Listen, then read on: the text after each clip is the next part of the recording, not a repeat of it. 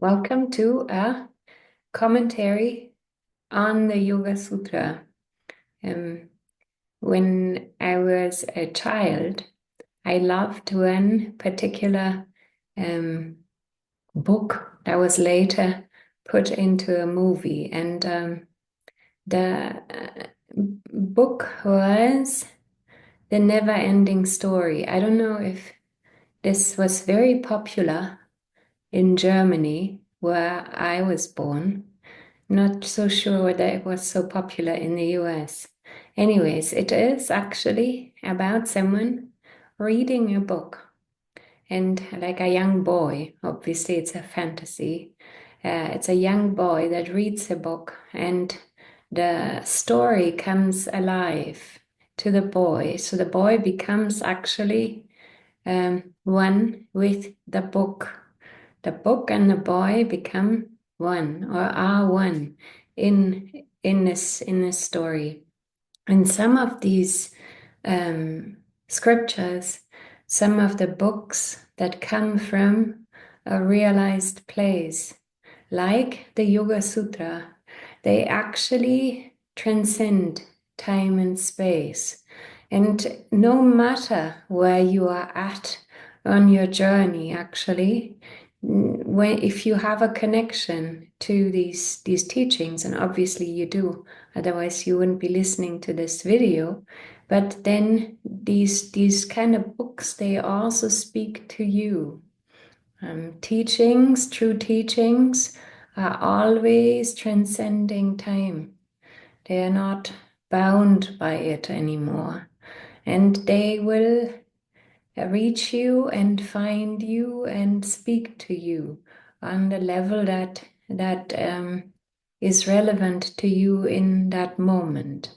On a more absolute and ultimate level, they're actually already part of you because they only appear inside of your awareness, like everyone and everything else. So they are actually already a part of you. So you are remembering teachings and you are remembering yourself. And the sutta that I want to talk about today talks about Abhinivesha, often translated just simply as death. And what the sutra says is that even the wise ones, even those that have studied for a long time, even those people that are that are on this journey of spiritual awakening, even the wise ones are scared of death. Now, interesting enough, Abhinivesha, the Sanskrit word, also means not just death, like the physical death of your body, that everyone has an impulse, obviously, to be fearful towards. But more, Abhinivesha also means an intimate costume, something that is worn for such a long time, like the body, that you take it for yourself. And again, it comes back to where Patanjali actually started with avidya, the false knowledge of self. And what you are very fearful to give up is your sense of self, of being this focalized mind body only. And so it is often like a dual dance. People want to expand into their divinity. They want to know what they are, this vaster essence, but at the same time, they don't want to shed this notion of self that is localized through thoughts uh, into, into a particular crystallized, formalized form.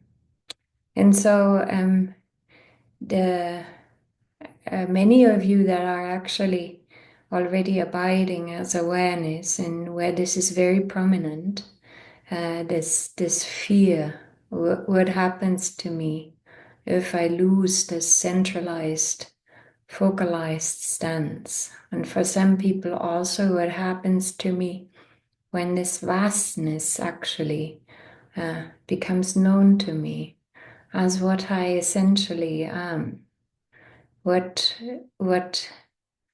then happens for you.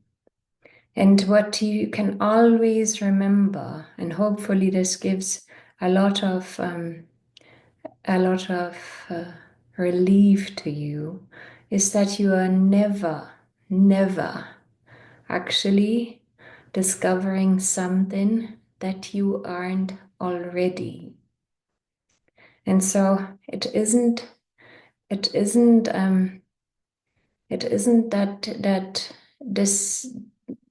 you're discovering something that you are fundamentally not.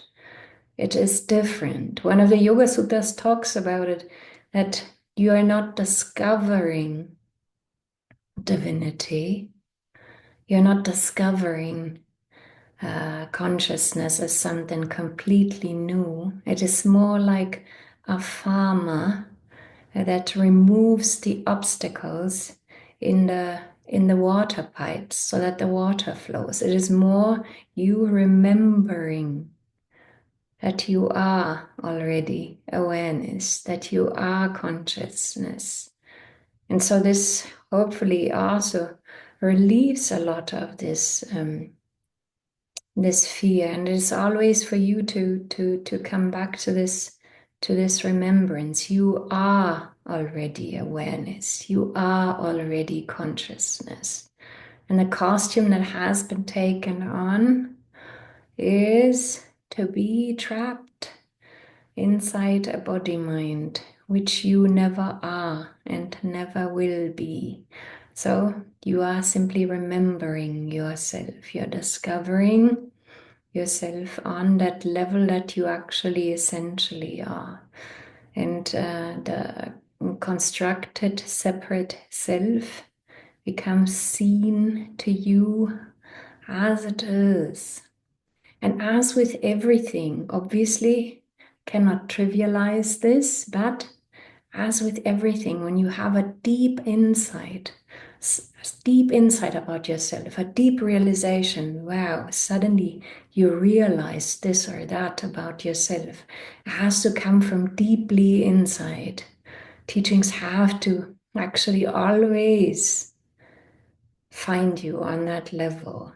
They have to offer to you a clarity that arises within you. That recognition and that realization has to arise from within you. This is a true teaching. True teaching isn't that I only listen to you and then I place my understanding on it. It has to actually, there has to be something that starts to be revealed from inside, or a clarity that arises that helps you recognize something. Self-realization is in that way. It has to be a deep opening, a deep recognition that can only come from inside. And so you don't have to fear that at all. It is a shift of identity towards your essential beingness, towards your essential nature, towards what is changeless. And even though it is already here, and even though this is just this realization, it is also an untying. There's a lot of untying that happens from